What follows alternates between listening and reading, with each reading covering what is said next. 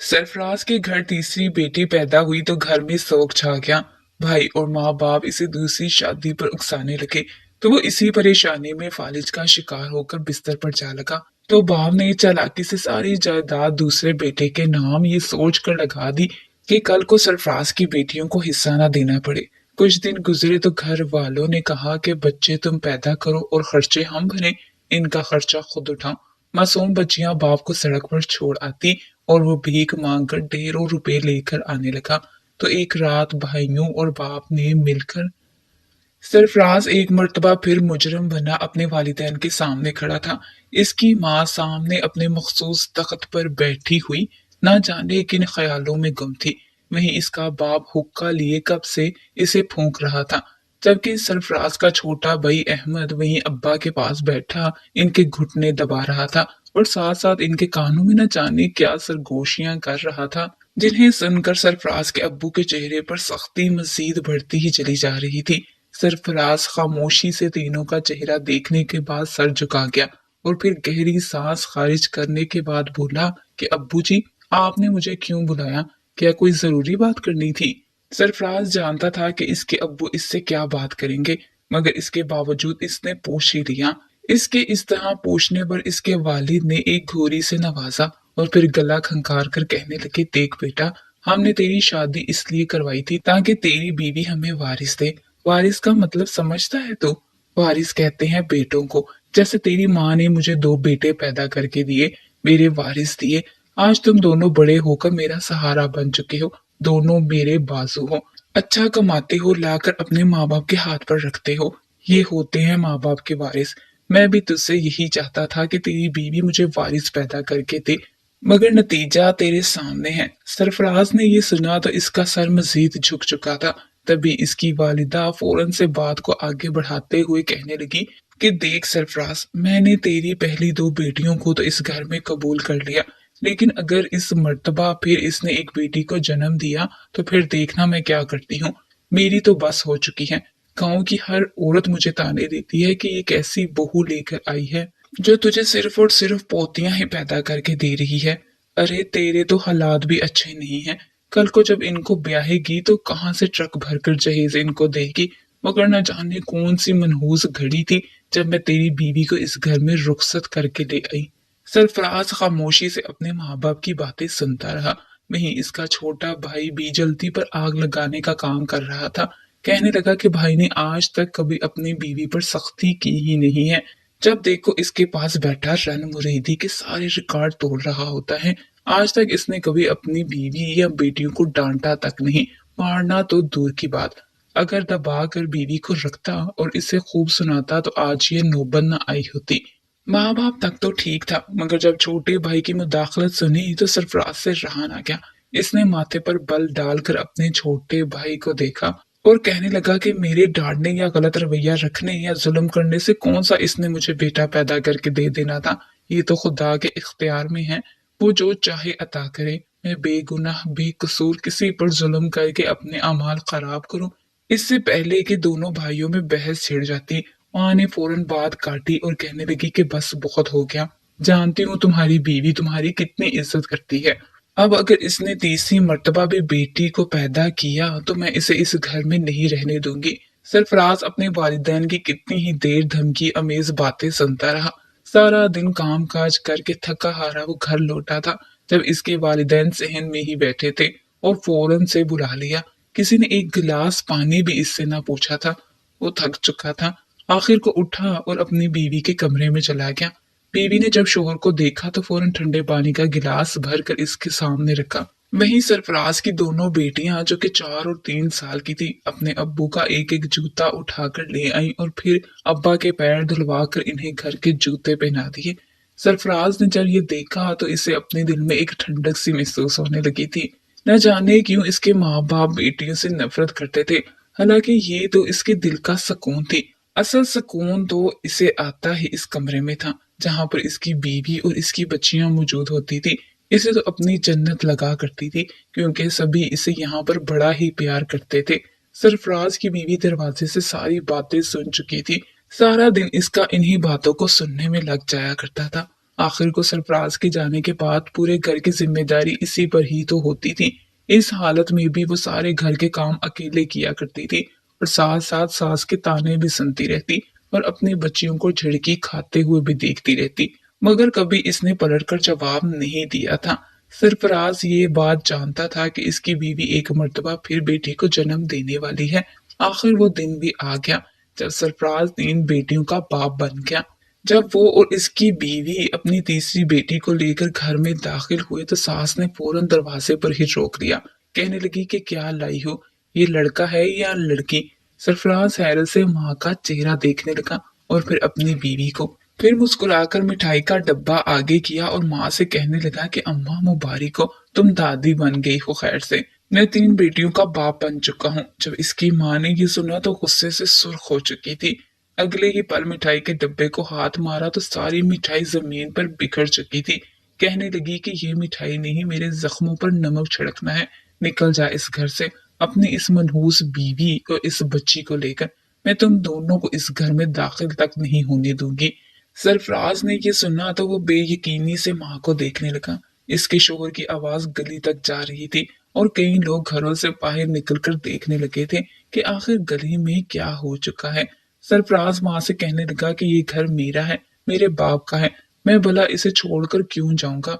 अगर इस बार अल्लाह ने बेटा नहीं दिया तो अगली बार अता कर देगा, मगर इसका ये मतलब तो नहीं कि आप हमें घर से ही निकाल दें। भला इस मासूम बच्ची का चेहरा तो देखे। अब ये दुनिया में आ ही चुकी है तो मैं इसे क्या करूं? सरफराज की माँ ने जब ये सुना तो फट पड़ी। कहने लगी कि मेरी बला से जो मर्जी करता, वहीं फेंक आता या किसी फकीरनी को दे आता, मगर घर मत लाता। जब शोर मजीद बढ़ने लगा तो सरफराज का बाप बाहर आया और बीवी को समझाकर अंदर ले गया। यूं सरफराज और इसकी बीवी घर में दाखिल हो चुके थे। सरफराज की बीवी तो मुसलसल रो रही थी और अपनी मासूम बच्ची को सीने से लगाए आने वाले वक्त के बारे में सोचने लगी। न जाने आगे क्या होने वाला था।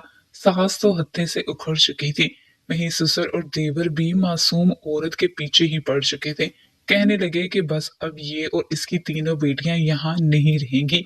हम क्यों इनका बोझ उठाते फिरें? हरगिज नहीं पालेंगे हम इनको। सरफराज से कहने लगे कि अगर तू इस घर में रहना चाहता है तो बेहतर है कि अपनी बीवी को तलाक दे और तीनों बच्चों से अपना हर रिश्ता खत्म कर और इन्हें इस घर से निकाल दे। सरफराज ने जब ये सुना तो इसके पैरों के नीचे से जमीन निकल चुकी थी। वो कहने लगा कि मैं हरगिज ऐसा नहीं कर सकता। मेरी बीवी तो कभी आप सबसे ऊंची आवाज में बात तक नहीं करती। मैं इससे मोहब्बत करता हूँ। वहीं ये तीनों बेटियां मेरा खून है, मैं बाप हूँ इनका। भला क्यों मैं इनको घर से निकालूंगा? आप जो चाहती हैं ऐसा हरगिज नहीं होगा। माँ कहने लगी कि अगर तूने इनको घर से ना निकाला तो मैं अपनी जान दे दूंगी।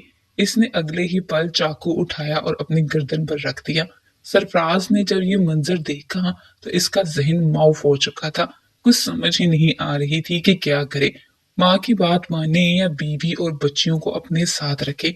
पहली मर्तबा इसकी आंखों में आंसू निकल आए थे। वो रोने लगा और माँ से कहने लगा कि अम्मी आप ऐसा हरगिज मत करें।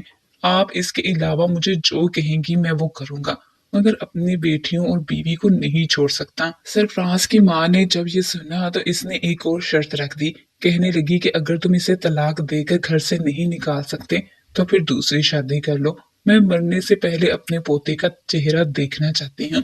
ये तो तुम्हें बेटा पैदा करके नहीं दे सकती, इसलिए तुम दूसरी शादी करो। सरफराजपुर तो एक तरफ कुआं था, एक तरफ खाई थी। कुछ समझ नहीं आ रहा था कि क्या करे, मगर फिलहाल माँ की जान बचाने की खातिर कहने लगा कि ठीक है, मैं आगे बात मानने के लिए तैयार हूँ। मैं कर लूंगा दूसरी शादी, मगर आप खुदारा इस चाकू को अपनी गर्दन से हटा दें। माँ ने जब ये सुना तो इसने चाकू दूर फेंक दिया और अपनी फतह का जश्न मनाने लगी। वहीं तीनों बच्चियां और बीवी कमरे में बैठी फूट फूट कर रो रही थी। क्या बेटियां पैदा करना जुर्म था या ये खुदा की रहमत ना थी? न जाने क्यों आज के इस दौर में भी ये लोग बेटियों से इस कदर नफरत करते थे। मगर जिस कदर पस्त सोच सरफराज के घर वालों की थी, इन्हें समझाना गोया भैंस के आगे बीन बजाने के मुतरादिफ था। सरफराज यही सोच रहा था कि आखिर अब क्या करे। अगले ही रोज माँ ने रिश्ते वाले को बुला लिया और कई खूबसूरत लड़कियां अपने बेटे को दिखाने लगी। वो अपनी पहली बहू को जलाना चाहती थी, इसलिए रिश्ते वाली को इसके कमरे में ही ले आई और बीवी के सामने सरफराज को लड़कियों की तस्वीरें दिखा दिखा कर कहने लगी कि बता बेटा किससे शादी करेगा। ये देखकर सरफराज की बीवी अंदर ही अंदर कुढ़ने लगी थी। इसके आंसू बह रहे थे।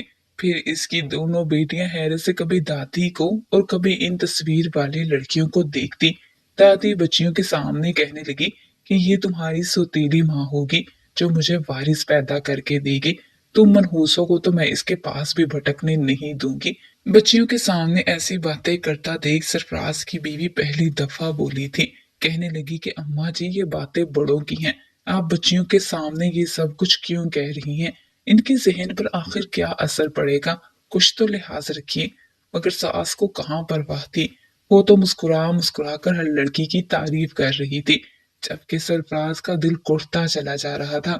वो कभी भी दूसरी शादी नहीं करना चाहता था, ना ही इसके दिल में कोई और औरत आ सकती थी। इस रात जब सरफराज अपने बिस्तर पर लेटा तो इसे अपना वजूद सुन्न होता महसूस होने लगा। इसके दिल में शदीद दर्द की टीसें उठ रही थी। और फिर जब सुबह हुई तो सरफराज अपने बिस्तर से ही ना उठा। इसकी बीवी शदीद परेशान हो चुकी थी। वो भागकर अपने सास ससुर के कमरे में गई और दरवाजा खटखटाकर इन्हें जगाने लगी। कहने लगी कि पता नहीं सरफराज को क्या हो गया है, आप लोग आकर देखें। जब माँ ने अपने जवान जहान बेटे को बेहोश देखा तो कहने लगी, यकीनन तूने कुछ पढ़कर तावीज किए होंगे मेरे बेटे पर, वरना मेरा जवान जहान सेहतमंद बेटा एकदम से बेहोश कैसे हो गया। इसका मलबा भी सरफराज की बीवी पर ही डाला गया। वो फौरन सरफराज को अस्पताल ले गए, जहां ये रिपोर्ट्स में आया कि सरफराज को फालिज का अटैक हुआ है। ये सुनना था कि सरफराज के माँ बाप दहाड़े मार मार कर रोने लगे, खुद को पीटने लगे और डॉक्टर और नर्सों को पकड़कर कहने लगे कि ये सारा किया धरा हमारी बहू का है। ये काले जादू करती है, सफली अमलियात करती है। ऐसा कर करके इसने हमारे बेटे को इस नौबत तक पहुंचा दिया। इनके मुंह में जो आ रहा था वो बोलते चले जा रहे थे, जबकि वहीं सरफराज की बीवी एक कोने में बैठी सिसक कर रो रही थी। इसका शोहर ही तो इसका वाहिद सहारा था, जो कि अब इस नौबत को पहुंच चुका था। जाने अब आगे क्या होता। वो अपने शोहर को लिए घर वापस आ गई। सरफराज तो एक रात में ही जिंदा लाश बन चुका था। दोनों बच्चियां जो सियानी थी अपने बाप के सीने पर सर रख के सिसक कर रोने लगी। छोटी बेटी मलाइका बाप को हिलाकर कहती कि अब्बा उठें, मुझसे बात करें, मेरे लिए नए खिलौने कब लाएंगे? आप कुछ बोल क्यों नहीं रहे? क्या आप अपनी बेटी से नाराज हैं? मैं आइंदा आपसे कोई जिद नहीं करूंगी, आपकी हर बात मानूंगी, मामा को भी तंग नहीं करूंगी, मगर आप ठीक हो जाएं प्लीज। बेटी के अल्फाज सुनकर सरफराज कुछ बोल तो ना सकता, मगर इसकी आंखों से आंसू यूं ही टपकते रहते। फालिज की वजह से इसकी नौकरी भी छूट चुकी थी। वो अब घर का ही होकर रह चुका था। गांव वालों को जैसे जैसे सरफराज की तबीयत के बारे में पता चलता गया, वो लोग इससे मिलने के लिए घर आते रहे, मगर धीरे धीरे सब अपनी अपनी जिंदगियों में मसरूफ हो गए। जब लोग आना बंद हो गए तो माँ बाप को भी सरफराज की कोई परवाह ही न रही। वो जानबूझकर दिल दुखाने वाली बातें सरफराज की बीवी और बच्चियों के सामने करते थे। कहने लगे कि सरफराज को तो बस अब मौत ही इस तकलीफ से निजात दिला सकती है, ये तो नहीं बचने वाला। बिला वजह ही हजारों रुपए हम इसकी दवाइयों पर खर्च कर रहे हैं। बस अल्लाह से ये दुआ है कि जल्द अज जल्द इसे अपने पास बुला ले, ताकि बेटी की तकलीफ कम हो सके। जब मासूम बच्चियां ये सुनती तो फूट फूट कर रोने लगती, भागकर अपनी माँ के पास आती और इन्हें एक एक लफ्ज बताती, फिर बाप के सीने लगकर रोती रहती और कहती रहती, दादी दादा ऐसा कह रहे हैं। सरफराज के वालिदैन बड़े कंजूस किस्म के थे। लालच तो इनके मिजाज में जैसे कूट कूट कर भरी थी। जब सरफराज के पैसे खत्म होने लगे तो इनकी बीवी और बच्चियां अपनी दादा दादी की मुख्ताज होने लगी। सरफराज की दवाई खत्म हुई तो इसकी बीवी अपनी सास ससुर के पास गई और दवाइयों की पर्ची देकर बोली कि सरफराज की दवाइयां खत्म हो चुकी हैं, आप ये दवाई ला दें। मगर ससुर आगे से कहने लगा, मेरे पास इतने पैसे नहीं है जो दवाइयां लाकर देता फिरूं, ना ही ये दवाइयों से ठीक होगा। एक दफा जिसे फालिज का अटैक हो जाए वह ऐसे ही रहता है, ठीक नहीं होता। वह ऐसी बातें करते जिन्हें सुनकर दिल बर्दाश्ता होकर वो वापस कमरे में आ जाती। कई हफ्ते गुजर चुके थे, मगर एक बार भी सरफराज के माँ बाप और इसका भाई इससे मिलने के लिए कमरे में नहीं आए थे। इसकी बीवी और बच्चियां ही थी जो इसका ख्याल रख रही थी। वो सभी अपने लिए खाना बना कर खा लिया करते। जब सरफराज की बीवी और बच्चियां खाने के लिए जाती तो खाली देगचे इनके मुंह चढ़ा रहे होते। एक रोज तो खाने के लिए बासी रोटी भी नहीं बची थी। सरफराज की बीवी अपनी सास से कहने लगी कि अम्मा जी, आप खाना इतना कम क्यों बनाती हैं कि आपको मैं और मेरी बच्चियां याद नहीं होती। मेरी बच्चियों ने दिन को भी कुछ नहीं खाया और अभी भी जब देखा तो ना रोटी पड़ी है ना ही सालन। तभी ससुर फौरन अपनी रोबदार लहजे में बोलते हुए कहने लगा, ये तुम्हारी बेटियां हैं, तुम्हारा काम है, तुम जैसे भी पालो, इनका बाप तो अब खैर से चारपाई पर लग चुका है, तो हम क्यों किसी की औलाद को पालते फिरें। तुम जानो तुम्हारी औलाद जाने। जब सरफराज की बीवी ने ये सुना तो रोने लगी, कहने लगी कि आप ये बात क्यों भूल जाते हैं। इस घर पर और हर चीज पर मेरे शोहर का बराबर का हक है, इसीलिए इसकी बीवी और बच्चियां भी इन सब चीजों पर हिस्सेदार हैं। पर आप कैसे हमें ऐसी बातें सुना सकते हैं। शुरू से अब तक घर के तमाम तर खर्चे मेरा शोहर ही तो उठा रहा था। जब ये बात ससुर ने सुनी तो अंदर ही अंदर कुलस कर रह गया। अगले रोज जब सरफराज की बीवी किचन में काम करने में मसरूफ थी तो देवर और ससुर ने एक कागजात तैयार करवाए। फिर सीधा सरफराज के पास गए और इसका हाथ पकड़कर साइन और अंगूठा लगवा दिया। कुछ रोज बाद ये खबर आई कि ये घर और सारी जायदाद छोटे बेटे के नाम हो चुकी है। सरफराज ने मरने से पहले अपने हिस्से की कमाई, सारी दौलत और जमीनें अपने छोटे भाई के नाम कर दी हैं, क्योंकि इसका कोई वारिस नहीं था। ये सुनकर तो वहीं सरफराज और इसकी बीवी के सर पर तो जैसे पहाड़ टूट पड़ा था। सास ससुर तो खुश थे, देवर भी बार बार अपने मूंछों को ताव दे रहा था। ये प्लान उन्होंने ही बनाया इसलिए था ताकि बाद में ये घर और कारोबार कहीं सरफराज की बेटियों के नाम ना हो जाए। यहाँ पर भी सरफराज और इसकी बीवी जब्त कर चुके थे, मगर बच्चों की भूख इनसे देखी नहीं जा रही थी। सरफराज अब कुछ कुछ बोलने लगा था, अपनी बीवी से कहने लगा, तो मुझे सड़क पर छोड़ आओ, मैं भीख मांग लिया करूंगा, कम से कम कुछ रकम तो हाथ आएगी। इसकी बीवी रोने लगी, मगर बच्चियों की खातिर ये करना जरूरी था। अगले ही रोज सरफराज की बीवी और बच्चियां गईं और एक सड़क पर सरफराज को बिठा आई। सरफराज एक जगह बैठ जाया करता और अपनी खूबसूरत दिलकश आवाज में नाते शरीफ पढ़ा करता।